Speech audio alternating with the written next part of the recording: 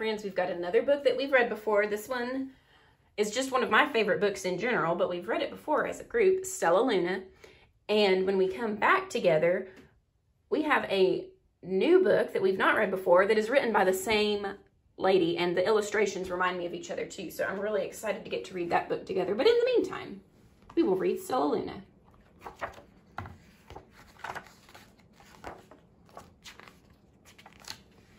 In a warm, sultry forest far, far away, there once lived a mother fruit bat and her new baby. Oh, how Mother Bat loved her soft, tiny baby. I'll name you Stellaluna, she crooned. Each night, Mother Bat would carry Stellaluna clutched to her breast as she flew out to search for food.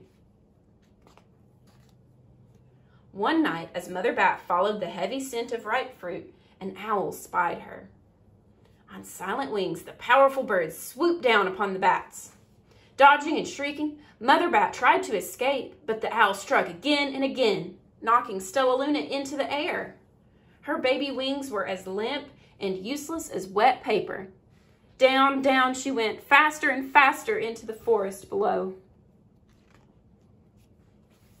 The dark, leafy tangle of branches caught Stellaluna as she fell. One twig was small enough for Stellaluna's tiny feet. Wrapping her wings about her, she clutched the thin branch, trembling with cold and fear. "Mother," Stellaluna squeaked, "where are you?" By daybreak, the baby bat could hold on no longer. Down, down again she dropped. Flump! Stellaluna landed head first in a soft, downy nest, startling the 3 baby birds who lived there. Stellaluna quickly clambered from the nest and hung out of sight below it. She listened to the babble of the 3 birds. "What was that?" cried Flap. "I don't know, but it's hanging by its feet," chirped Flitter. "Shh, here comes Mama," hissed Pip. Many, many times that day, Mama Bird flew away, always returning with food for her babies. Stellaluna was terribly hungry, but not for the crawly things Mama Bird brought. Finally, though, the little bat could bear it no longer. She climbed into the nest, closed her eyes, and opened her mouth. Plop! In dropped a big green grasshopper. Stellaluna learned to be like the birds. She stayed awake all day and slept at night. She ate bugs even though they tasted awful. Her bat ways were quickly disappearing, except for one thing. Stellaluna still liked to sleep hanging by her feet. Once, when Mama was away, the curious baby birds decided to try it too. When Mama Bird came home, she saw 8 tiny feet gripping the edge of the nest. "Eek!" she cried. "Get back up here this instant. You're going to fall and break your necks." The birds clambered back into the nest, but Mama Bird stopped Stellaluna. "You are teaching my children to do bad things. I will not let you back into this nest unless you promise to obey all the rules of this house." Stellaluna promised. She ate bugs without making faces. She slept in the nest at night, and she didn't hang by her feet.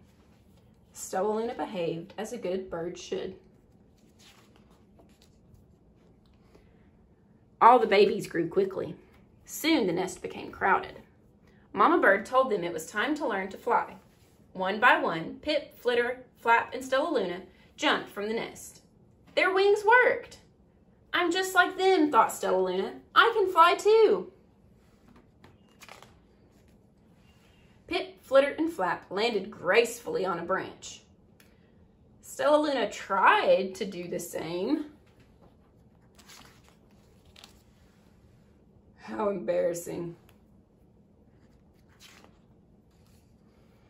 "I will fly all day," Stellaluna told herself. "Then no one will see how clumsy I am."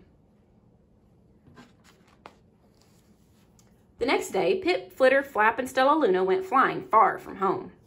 They flew for hours, exercising their new wings. "The sun is setting," warned Flitter. "We had better go home or we will get lost in the dark," said Flap. But Stellaluna had flown far ahead and was nowhere to be seen. The 3 anxious birds went home without her.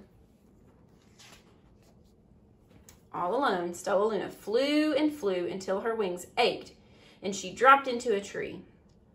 I promised not to hang by my feet, Stellaluna sighed.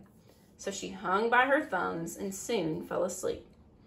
She did not hear the soft sound of wings coming near.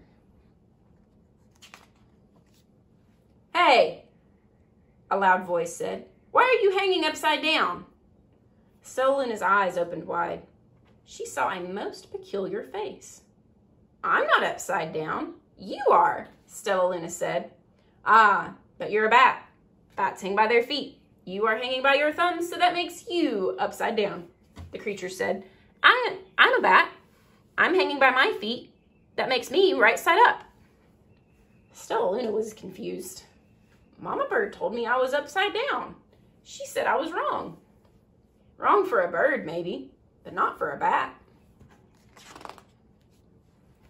More bats gathered around to see the strange young bat who behaved like a bird.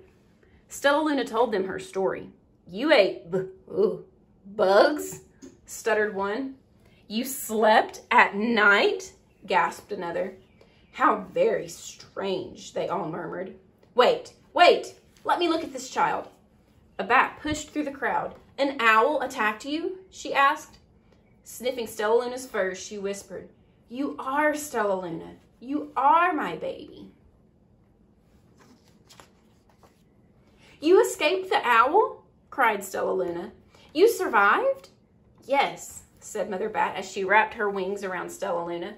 "Come with me and I'll show you where to find the most delicious fruit. You'll never have to eat another bug as long as you live." "But it's nighttime," Stellaluna squeaked. "We can't fly in the dark or we'll crash into trees." "We're bats," said Mother Bat. "We can see in the darkness. Just come with us." Stellaluna was afraid, but she let go of the tree and dropped into the deep blue sky. Stellaluna could see. She felt as though rays of light shone from her eyes. She was able to see everything in her path. Echolocation. Remember that when we talked about that? Soon the bats found a mango tree, and Stellaluna ate as much of the fruit as she could hold. "I'll never eat another bug as long as I live," cheered Stellaluna as she stuffed herself full. "I must tell Pip, Flitter, and Flap."